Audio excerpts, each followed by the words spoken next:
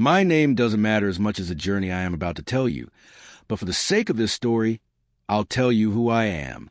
I'm a 25-year-old guy, born and raised in America, living the kind of life many people my age live. Half settled, half lost, always trying to balance between dreams and survival. I grew up in a small city, in a middle-class family where nothing came too easy, yet nothing was impossible either. My parents did their best to provide me with education, values, and some stability, but after college, reality hit me hard. Jobs weren't falling into my lap the way I thought they would. I had a degree, but in a world overflowing with talent, my degree was just another piece of paper. Rent was due, bills piled up, and there were days when my bank balance dipped so low that I had to calculate whether to buy lunch or save the money for bus fare the next morning. It was during one of those restless nights, when I couldn't sleep because of my growing anxiety, that I stumbled upon an online ad for private tutors. At first, I scrolled past it. After all, tutoring wasn't exactly what I had envisioned myself doing after graduation. But when I noticed the salary figures and the mention of international clients, something in me hesitated. I clicked. That one click became the turning point of my life. The job was simple on the surface. Provide online tuition for high-profile families across the world, mainly for subjects like English and mathematics.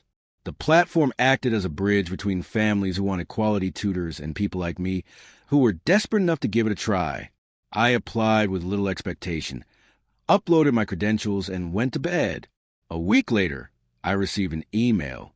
It was from the office of an Arab Sheikh in Dubai. His teenage son was struggling with academics and needed consistent tutoring in English, math, and basic sciences.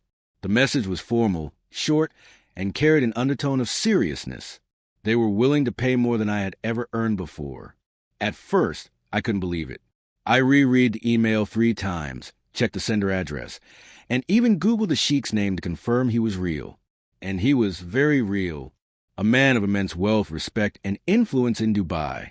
The thought of working for someone like him scared me, but it also ignited something inside me. Opportunity, I told myself. This was opportunity knocking on my door, and I had to answer. The very next week, I had my first online session with his son. I still remember how nervous I was. My palms were sweaty, and I kept rehearsing in front of my laptop camera as if I was preparing for an interview.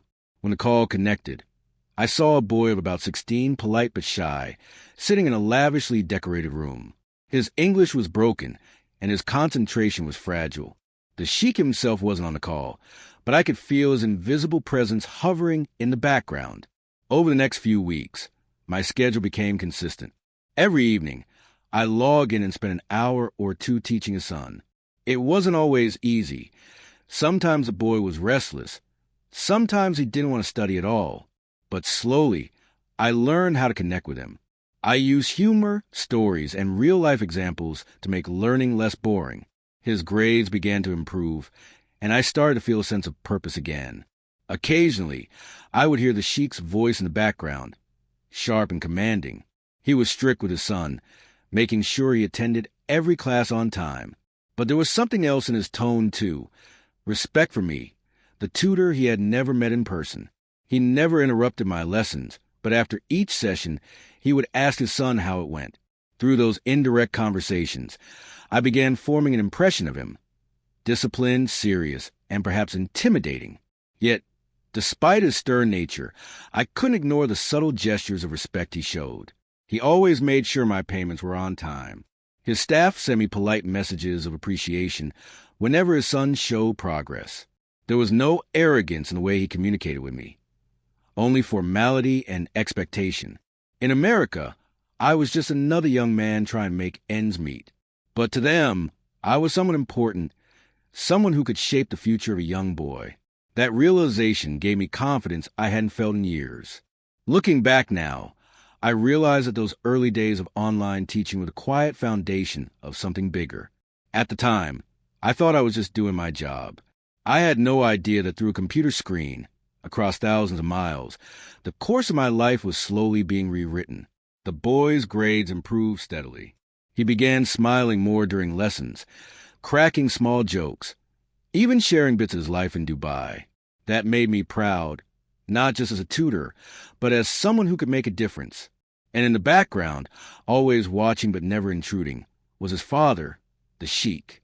Strict yet respectful, distant yet present. I never imagined that the man who hired me would one day change my life in ways I couldn't even begin to imagine.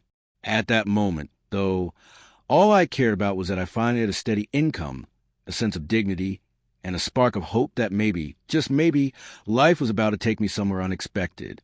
Months passed, and with each lesson, I saw the boy transform. At first, he was shy and easily distracted, his mind wandering away from grammar rules and equations. But slowly, I began to notice a spark in him. He started asking questions, staying attentive, and even bringing his own notes to class.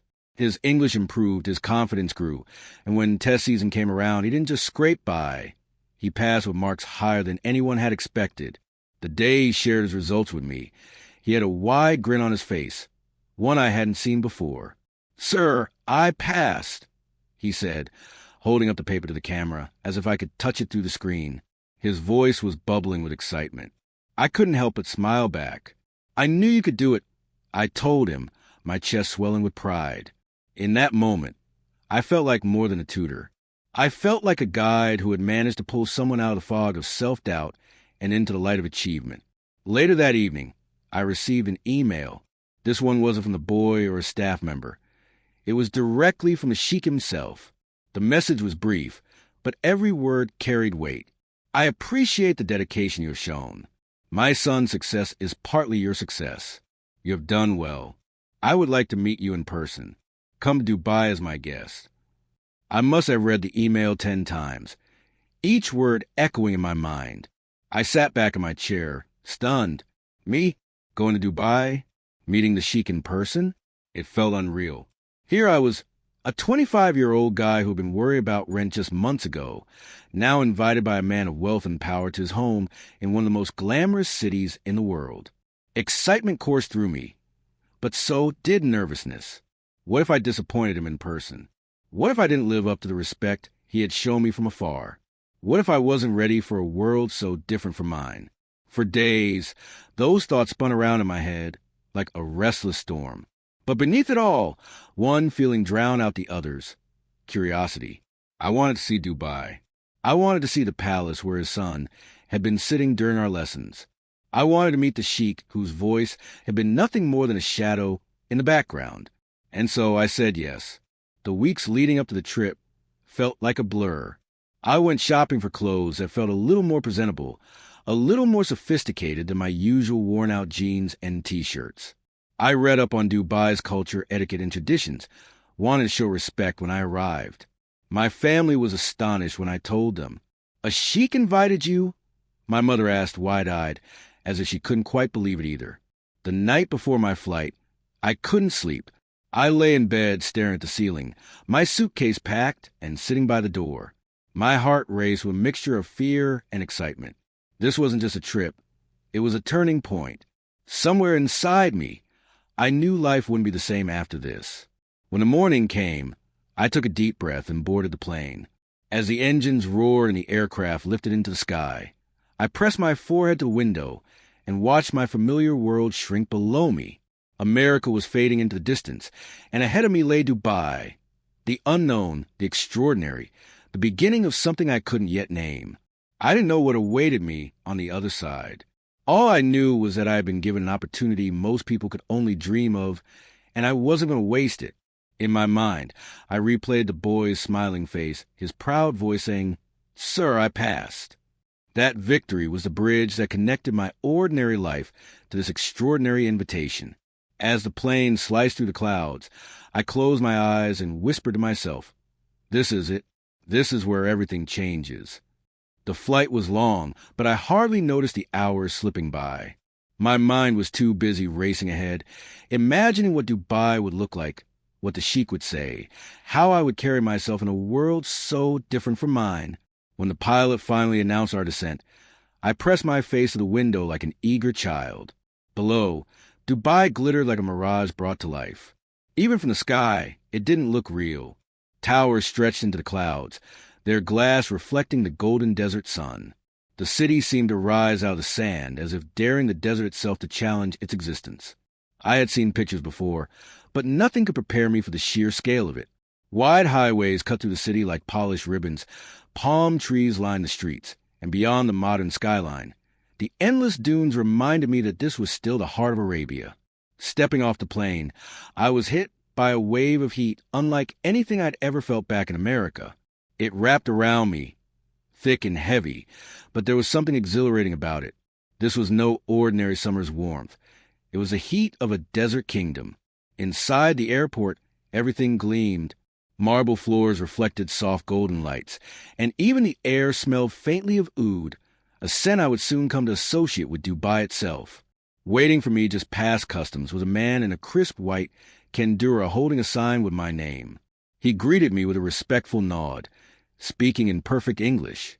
"Welcome to Dubai, sir. The Sheikh has sent me to bring you to him." Even hearing the word Sheikh spoken aloud sent a shiver down my spine. I followed him out where a sleek black car waited. Sliding into the back seat felt like stepping into another world. Plush leather, chilled air, and a silence broken only by the faint hum of the engine. The ride through the city was surreal. Skyscrapers glowed in the evening light. Neon signs danced across the roads, and everywhere I looked, I saw wealth and ambition standing tall. Yet, mixed within the glass and steel were mosques with elegant domes, their call to prayer echoing through the air. It was a city of contrast, tradition, and modernity existing side by side, and I felt like I had been dropped into a living painting. After nearly an hour, the car turned off the main road and onto a long private driveway lined with palm trees. At the end stood the Sheikh's residence, a palace, for there was no other word that fit.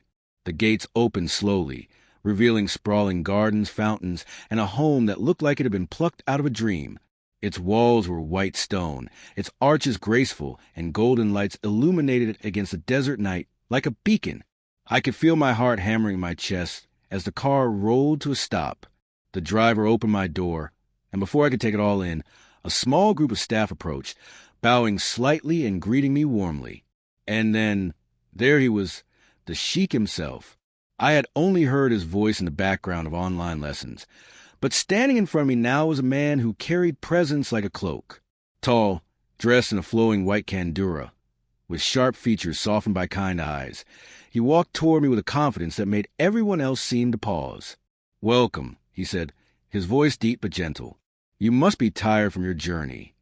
For a moment, I couldn't find my words.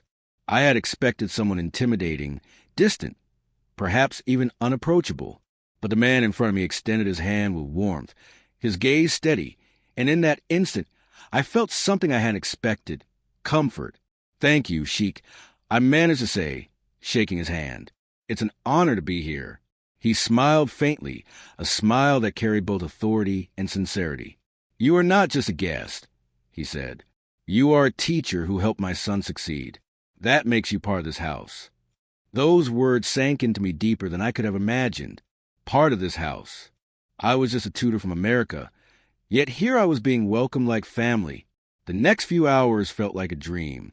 The Sheikh personally walked me through parts of his home. I saw vast halls with marble floors, ceilings adorned with intricate patterns, and rooms filled with rich carpets and handcrafted furniture. The scent of incense drifted through the air, and the sound of trickling fountains echoed softly. My guest room wasn't just a room. It was larger than my entire apartment back home. A king-size bed covered in silk sheets, a balcony overlooking the gardens, and every comfort I could possibly imagine.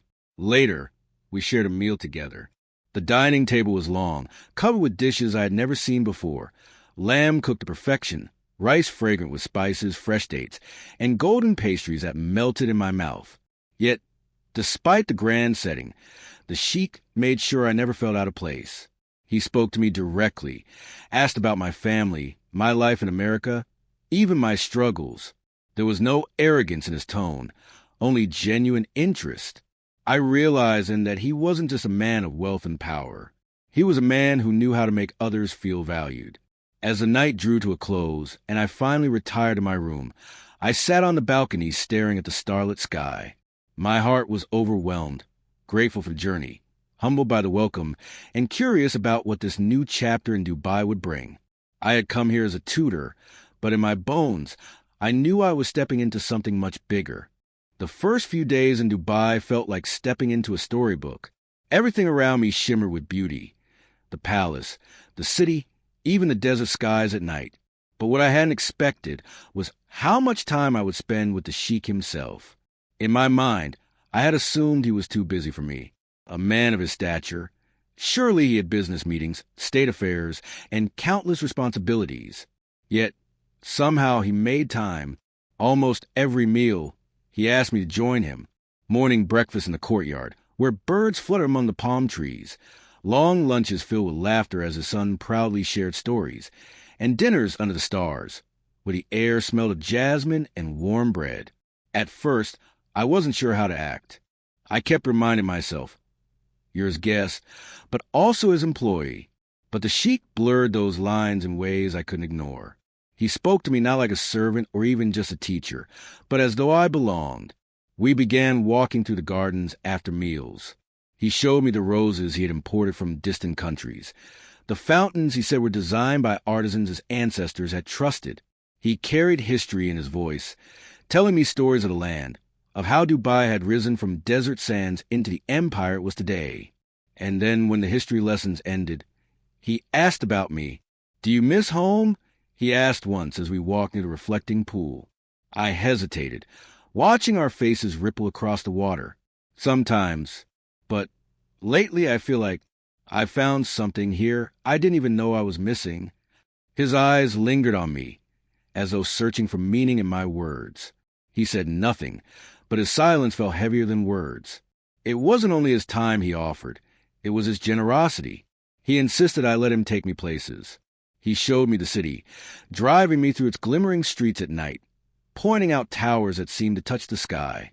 He took me to the souks, where gold and spices shimmered in narrow lanes. He handed me gifts without ceremony, a watch that gleamed like moonlight, a robe soft as clouds, perfumes that clung to my skin long after the bottle closed. At first I protested. "Sheikh, you don't need to." He would stop me with a look. "Do not refuse kindness. Gifts are not about need. They are about what the heart wishes to give." That was when I started noticing the subtle shift between us. His eyes lingered longer when we spoke. His compliments grew more personal, not about my teaching skills anymore, but about me. "You carry yourself with dignity," he once said, his gaze unwavering. "Most young men chase noise and distraction, but you have calm in your eyes." I didn't know how to respond. My cheeks warmed, my pulse quickened, and I looked away, pretending to admire the palace gardens. Yet, inside, something stirred. I had come here respecting him as a powerful man, admiring him as my employer. But little by little, that respect melted into comfort, into something softer, something more dangerous. It was in the small things. The way he slowed his steps when we walked, as if adjusting to my pace. The way his hand brushed mine when he passed me bread at dinner, a fleeting touch that lingered too long to be accidental. The way his gaze softened when he caught me smiling at his son's jokes. At night, lying in the silk sheets of my guest room, I replayed those moments. I told myself they meant nothing, that he was simply kind, that I was reading too much into it. But my heart knew better. Confusion swirled inside me. How could I, a boy from America struggling to survive just months ago, be the focus of a man like him? And yet, the thought of it sent a strange warmth through me, a comfort I hadn't felt in years. The turning point came one evening after dinner. We had finished eating, and his son had gone to bed. The Sheikh invited me to sit with him in the courtyard. Lanterns glowed softly, and the desert breeze was cool against my skin. "You have given my son more than knowledge," he said quietly. "You have given him confidence. And for that, I am grateful." I smiled, humbled. "He's the one who worked hard. I just guided him." He shook his head slowly, his eyes fixed on me. "No, you gave him something I could not." The silence that followed was charged, filled with words neither of us spoke. His gaze lingered, deep and unflinching, and I felt my breath catch. For the first time, I saw not just a sheik, but a man who admired me, not for what I did, but for who I was. That night, When I finally lay in bed, I could still feel the weight of his gaze, the sincerity in his voice. I turned restlessly under the sheets, my heart wrestling between logic and something far more vulnerable. Respect had brought me here. Gratitude had bound us. But something new was forming, quiet yet undeniable, a bond neither of us had planned for, yet both of us felt growing in the spaces between words. And I, caught between fear and longing, couldn't help but wonder where this bond would take us. It had been nearly 2 weeks since I'd arrived in Dubai, and life inside the Sheikh's home was beginning to feel strangely familiar. I had grown accustomed to the rhythm of the household. The quiet mornings, the long meals, the gentle call to prayer echoing through the halls. But beneath that calm routine, there was an undercurrent, a tension I couldn't quite name. It came to the surface one evening after dinner. We had eaten together in the courtyard, just the two of us. The air was warm but pleasant, the lanterns flickering like stars around us. Afterward, instead of parting ways as usual, he looked at me with an expression I hadn't seen before, gentle, almost vulnerable. "You don't need to sleep in the guest wing tonight," he said softly. "Stay near me." The words hung in the air. My heart skipped a beat. Part of me wanted to pretend I hadn't heard him correctly, but his eyes told me otherwise, steady, sincere, with no trace of command. I hesitated. "Sheikh, are you sure? I don't want to intrude." He gave a small smile, the kind that disarmed every defense I had. "You could never intrude. You have earned a place here. Besides," he paused, as if weighing his words carefully, "I find comfort in your presence." I swallowed hard, torn between uncertainty and something deeper that pulled me toward him. Slowly I nodded. "If that's what you wish." He led me through a hallway I hadn't entered before, into a room far grander than my guest chamber. It was his. The air smelled faintly of sandalwood, and the bed in the center looked as though it could fit 3 men side by side. The room felt sacred, not because of its wealth, but because it belonged to him. I lingered by the doorway, unsure of where to stand, what to say, but he eased the tension with a wave of his hand. "Do not be afraid. Tonight, you are not a guest. You are simply with me." Those words, simple as they were, loosened the knot in my chest. We prepared for bed in quiet routine. I slipped beneath the covers on one side, while he settled on the other. For a long moment, I lay stiff, my body hyper-aware of every sound, every breath. But then the unexpected happened. He reached across and gently touched my shoulder. I turned to face him, and before I could speak, he leaned forward and pressed a kiss to my forehead. "Good night," he whispered. It wasn't a kiss of passion.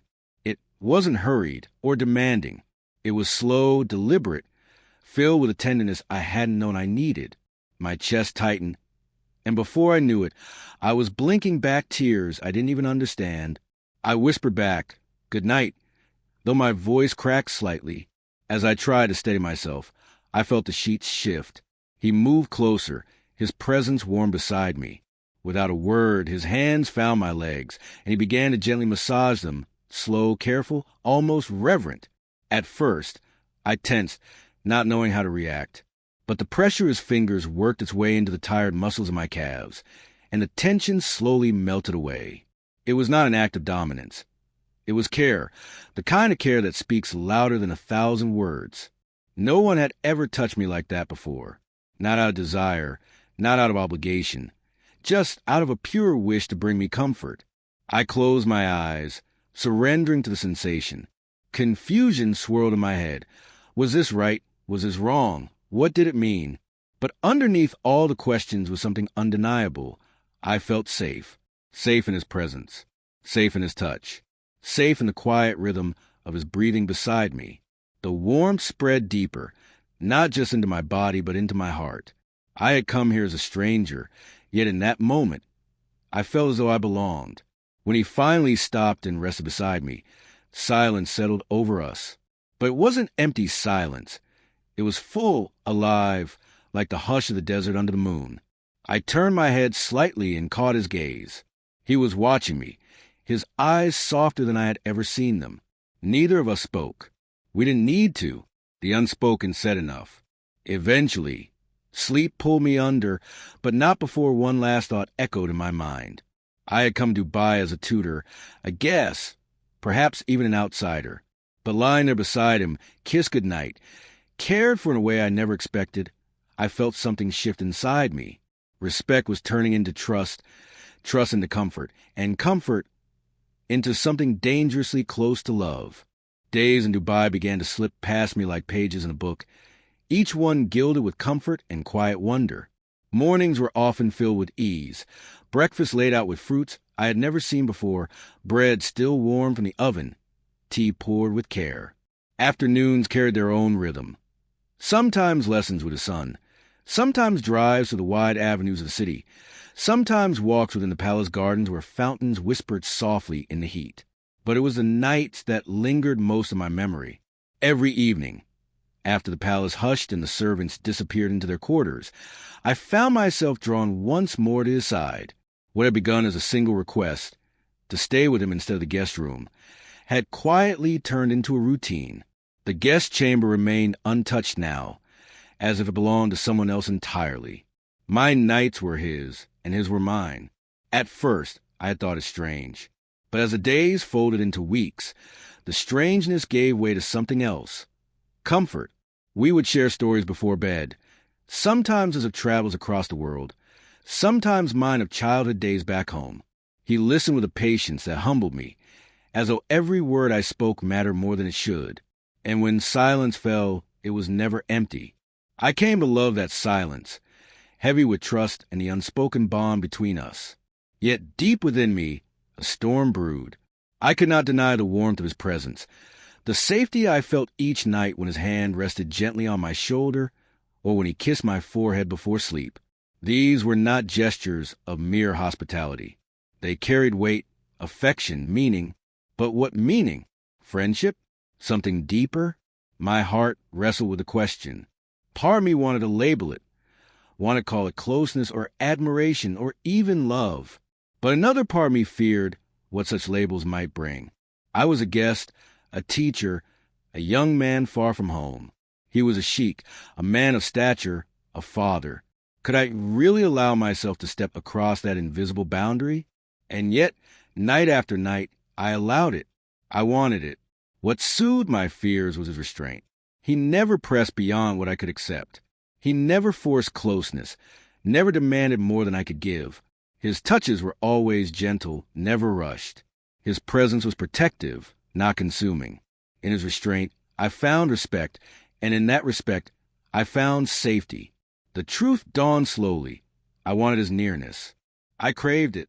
One evening, as we sat together on the balcony outside his chamber, the desert wind carrying faint whispers through the air, he broke the silence with words I had both longed for and dreaded. "You must think me foolish," he began, his gaze fixed on the horizon. "A man of my years, finding joy in the company of someone so much younger." I turned to him, startled by the vulnerability in his tone. Why would that be foolish? He smiled faintly, though it was a smile tinged with sadness, because I did not expect it. I did not expect to feel this attached. The world seemed to pause. His words struck deeper than I imagined they could. Attached, such a simple word. Yet it carried the weight of something immense. My chest tightened. I wanted to speak, but fear tangled my tongue. He continued, his voice low, almost uncertain. "I know you came here only as a teacher, a guide for my son. But somewhere along the way, I began to look forward to our time together more than anything else. Your presence has become precious to me." His confession left me silent. I stared at him, the desert night wrapping us in its vast stillness. Precious? I had never thought myself as precious to anyone. Slowly, I found my voice. "I don't think you're foolish," I said, each word carrying the truth I had been denying myself. "Because I feel it too." He turned then, meeting my gaze with eyes that seemed both relieved and searching. "You do?" I nodded, though my heart pounded with the weight of it. "I don't know what to call it, but I know I enjoy being with you. I know I feel safe here. And when you said you were attached, I realized I don't want to leave." His expression softened, a light breaking across his features. He reached for my hand, and I let him take it.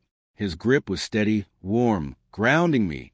"Then let us not name it too quickly," he said gently. "Let us simply live it."